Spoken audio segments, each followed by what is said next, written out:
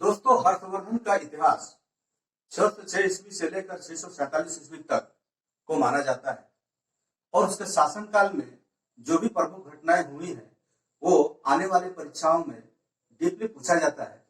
तो आपको जो अभी हम लोगों ने स्रोतों के बारे में पढ़ा कि पुरातात्विक स्रोत और साहित्यिक स्रोत, एहोल अभिलेख जो पुरातात्विक स्रोत के रूप में है और बाणभट्ट द्वारा लिखित हर्षचरित जो हर्षवर्धन के जीवनी पर आधारित है एवं हर्ष स्वयं भी पुस्तकें लिखा करता था। उसमें नागनंद, प्रियदर्शिका और रत्नावली जैसे पुस्तक है। ये सभी जो स्रोत हैं हर्षवर्धन के शासनकाल और उसके शासन प्रणाली, राजनीतिक स्थिति, सामाजिक स्थिति के बारे में बात करता है। तो इसी क्रम में बाणभट्ट द्वारा लिखित हर्षचरित और चीनी यात्री वेनसांग ने कहा है कि गुप्त शासकों का वे सामंत थे, यानी हर्षवर्धन वंश के, वर्धन वंश के जितने भी राजा हुए वो पहले गुप्तों के सामंत हुआ करते थे। वर्धन वंश का संस्थापक पुष्यभूति को माना जाता है, लेकिन शक्ति और प्रतिष्ठा के रूप में वास्तविक संस्थापक जो था वो प्रभाकर वर्धन था। प्रभाकर वर्धन के बाद उसके दो पुत्र राज्यवर्धन और हर्षवर्धन और उसकी एक पुत्री राजश्री थी। 7वीं सदी के पूर्वार्ध में 606 के ईस्वी के पूर्व राज्यवर्धन थानेश्वर का विरासत में मिले राज्य का राजा बनता है। तो अपनी बहन, लेकिन तत्कालिक कन्नौज में जो राजा हुआ करते थे वो मौखरी वंश के गृहवर्मा थे। उनसे अपनी बहन राजश्री का विवाह कर दिया जाता है और दुर्भाग्यवश सत्ता के संघर्ष में मालवराज देवगुप्त गृहवर्मा की हत्या कर देता है। इसके बाद राजवर्धन अपनी भगिनीपति यानी अपने बहनों की हत्या का बदला लेने कन्नौज जाता है। संघर्ष में शशांक देवगुप्त मिलकर राज्यवर्धन की भी हत्या कर देता है। इस प्रकार हर्षवर्धन स्वयं थानेश्वर का 606 ईस्वी में राजा बन जाता है। राजा बनने के बाद शशांक और मालवराज देवगुप्त की वह संघर्ष में हत्या कर देता है और पूरे उत्तर भारत में एक छत्र राज्य करता है और अपने शासनकाल में वह कुछ राज्यों को भी जीतता है और वो एक तरह से पूरे उत्तर भारत में एक छत्र राज करते हुए अपने साम्राज्य का विस्तार करता है। दोस्तों, कन्नौज एक ऐसी राज्य रही जहां राजश्री को विवाह देने के बाद वहां संकट का, विपत्तियों का जो है तांता लगा रहा। कहने का मतलब यह है कि थानेश्वर में जब राज्यवर्धन राजा बनता है और अपनी बहन का विवाह कन्नौज के राजा गृहवर्मा के साथ करता है, करने के बाद ही थानेश्वर और कन्नौज के आसपास के इलाकों में संघर्ष का दौर शुरू हो जाता है। तो इस प्रकार राजनीतिक स्थिति, हर्षवर्धन की राजनीतिक स्थिति जो थी वो थानेश्वर और कन्नौज के इर्द गिर्द थी, लेकिन शशांक की मृत्यु के बाद पूरे उत्तर भारत में ऐसे बाणभट्ट कहता है और चीनी यात्री वेनसांग ने भी कहा है कि उसके साम्राज्य उत्तर में कश्मीर तक, पश्चिम में गुजरात और पूर्व में आसाम तक था, लेकिन सिंध की भी बात करता है, जबकि आपके पाठ्यपुस्तक में उसके सीमांकन का पता नहीं चलता है। इसलिए दोस्तों, हम इतिहास को इस तरह भी पढ़ सकते हैं कि जो स्रोत है, विभिन्न स्रोतों के में जो इतिहास कहा गया है उसका हम स्वयं भी मूल्यांकन करें ताकि इतिहास को समझ सके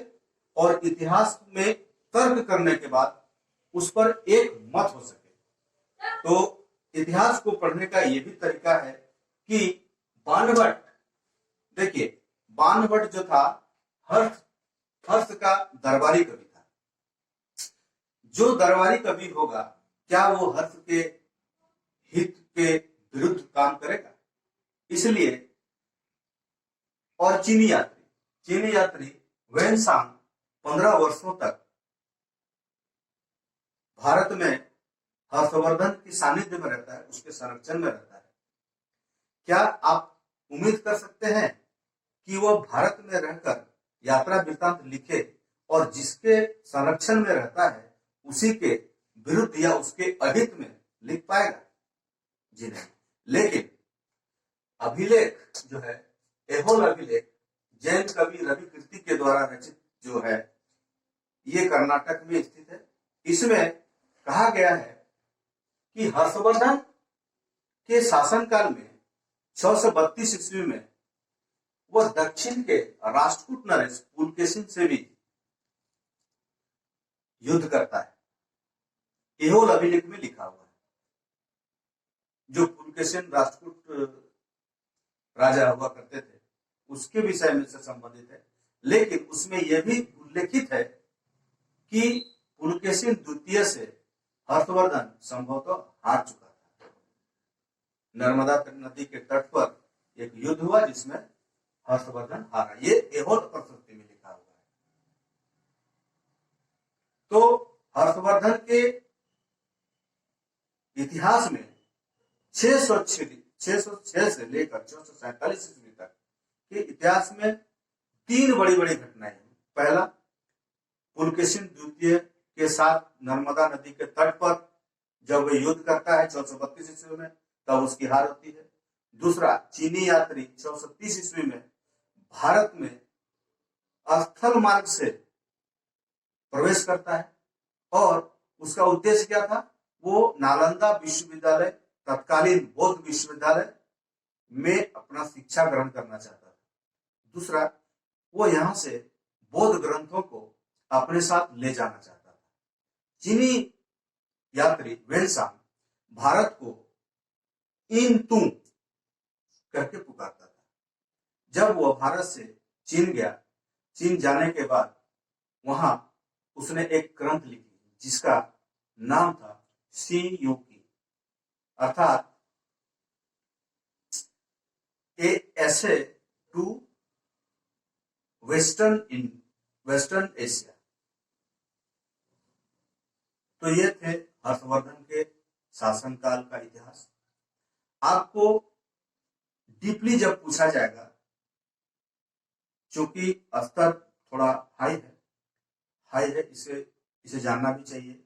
आपको पीडीएफ मेरे टेलीग्राम अकाउंट में इसी नाम से, जो टेलीग्राम अकाउंट है उसमें आप डिस्क्रिप्शन बॉक्स में से लिंक लेकर इसे जोड़ सकते हैं या फिर आप उसको देख सकते हैं। तो दोस्तों, ये थे हर्षवर्धन के इतिहास के बारे में, हर्षवर्धन कालीन जो प्रमुख घटनाएं हुई उसके बारे में। और ये आपको 20 करीब 15 एमसीक्यू आपको मिल जाएगा। दोस्तों, जैसा कि आपने पिछले वीडियो में देखा है उसी पर आधारित और ये पूर्ण रूपेण एनसीईआरटी और अन्य अच्छे किताबों से लिए गए प्रश्न हैं और काफ़ी महत्वपूर्ण प्रश्न हैं।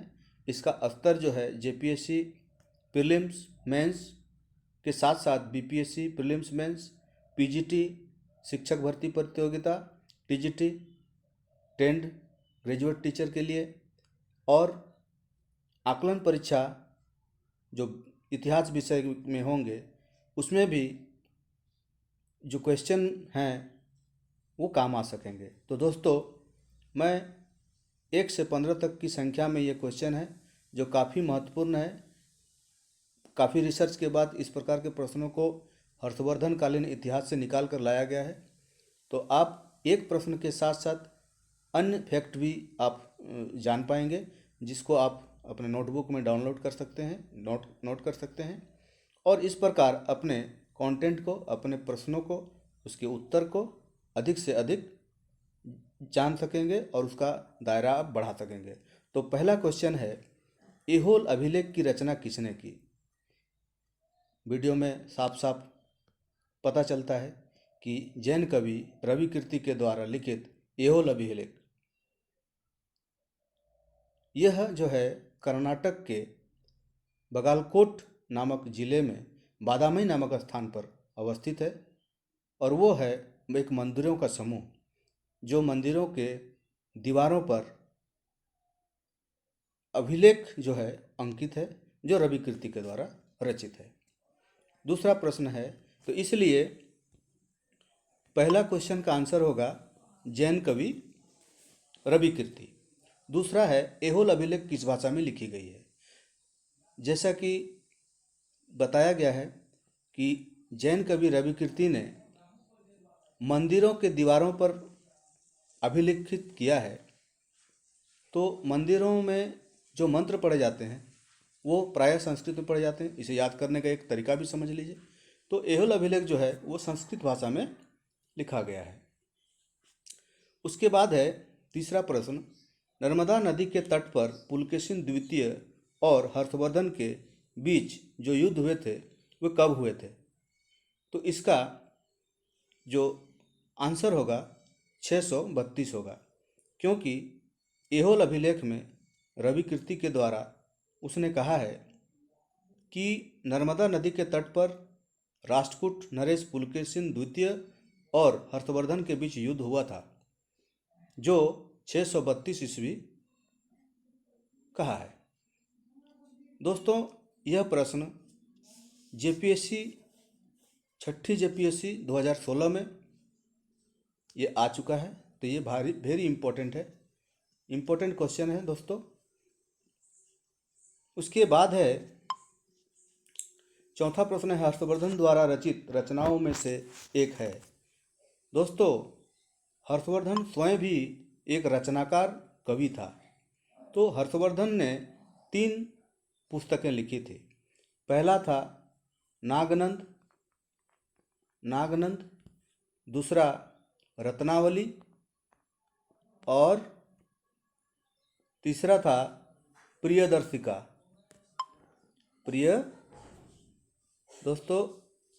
प्रियदर्शिका था, प्रियदर्शिका। ठीक है, तो आंसर होगा प्रियदर्शिका। पांचवा क्वेश्चन है दोस्तों, हर्षवर्धन की जीवनी हर्षचरित की रचना किसने की। तो जैसा कि आप जानते हैं, हर्षवर्धन की जीवनी के बारे में उसके दरबारी कवि थे बाणभट्ट जो थे वो उसके दरबारी कवि थे। ठीक है, तो आंसर होगा बाणभट्ट। छठवां प्रश्न है, चीनी यात्री हर्षवर्धन के राज्य में कब पहुंचा। दोस्तों, चीनी यात्री वेनसांग अपने 2 उद्देश्यों के लिए भारत आगमन करता है। पहला उद्देश्य था उसका कि यहाँ से जो है वह बौद्ध ग्रंथों को अपने साथ ले जाएगा। ठीक है, बौद्ध ग्रंथों को ले जाता और नालंदा विश्वविद्यालय में वह अध्ययन करने के लिए आया और जो है बौद्ध ग्रंथों को साथ ले जाने के लिए भी आया था। वो जो है वो 630 ईस्वी में भारत स्थल मार्ग से आता है। स्थल मार्ग से बौद्ध ग्रंथों को और बौद्ध शिक्षा प्राप्त करने के लिए भारत आता है और वो 15 वर्षों तक हर्षवर्धन के सानिध्य में, उसके संरक्षण में थानेश्वर में रहता है। ठीक है, तो ये मेन फैक्ट हो गया। 7वां प्रश्न है, चीनी यात्री वेंगसांग भारत से चीन लौटने के बाद किस ग्रंथ की रचना की। दोस्तों, ये वेरी वेरी इंपॉर्टेंट है। उसने 15 वर्ष के बाद जब भारत से चीन लौटा तो उन्होंने सी यू की नामक ग्रंथ की रचना की, जिसका अंग्रेजी में उन्होंने नाम दिया एसे टू वेस्टर्न एशिया। ओके दोस्तों, ये बहुत ही इम्पोर्टेंट है। और एक मेन फैक्ट ये भी जानना चाहिए कि चीनी यात्री वेंगसांग जो है भारत को इंतून नाम से पुकारता था, ठीक है ना, वो इंतू नाम से पुकारता था। तो ये हुए फैक्ट हुए। 8वां प्रश्न है, किस राज्य के शासक को पराजित कर वहां से गौतम बुद्ध के दांत लाकर कन्नौज में संघ गृह में स्थापित कर दिया था? दोस्तों, अपने साम्राज्यवादी नीति के तहत हर्षवर्धन जो है वो कश्मीर में वो आक्रमण करता है, वहाँ से वहाँ के संबंधित राजा को पराजित करके वहाँ गौतम बुद्ध के शरीर के अवशेष के रूप में दांत को लाता है और कन्नौज में संघ गृह में स्थापित कर देता है। तो दोस्तों आंसर होगा कश्मीर। 9वां प्रश्न है, राज्यवर्धन हर्षवर्धन का था? दोस्तों, जैसा कि इतिहास में प्रभाकर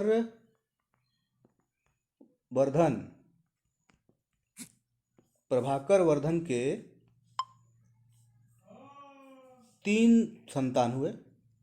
पहला है राज्यवर्धन, दूसरा हर्ष और तीसरा राजश्री, जो उसकी पुत्री थी। राजश्री की उसका जो विवाह होता है वो तत्कालीन कन्नौज शासक मोखरी वंश के शासक गृहवर्मा के साथ कर दिया जाता है, जिसकी हत्या मालव राज देवगुप्त करता है, जिसके कारण और एक हत्या होती। राजवर्धन के साथ संघर्ष में शशांक और देवगुप्त मिलकर राजवर्धन की हत्या करते हैं। इसके बाद थानेश्वर का जो है वो राजा हर्षवर्धन बनता है। हर्षवर्धन कन्नौज में भी राज करता है अपनी बहन के राज्य में, अपनी बहन की अनुमति से। तो दोस्तों ये फैक्ट है, इसे आप जानिए। 10वां है, थानेश्वर वर्तमान किस स्थान पर अवस्थित है? देखिए, थानेश्वर जो है, थानेश्वर वर्तमान समय में जो है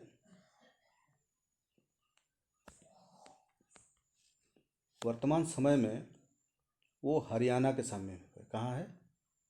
हरियाणा, हरियाणा के समय में। तो आंसर होगा आपका ग, हरियाणा। तो ये बड़ा भाई था, ठीक है, ये हो गया।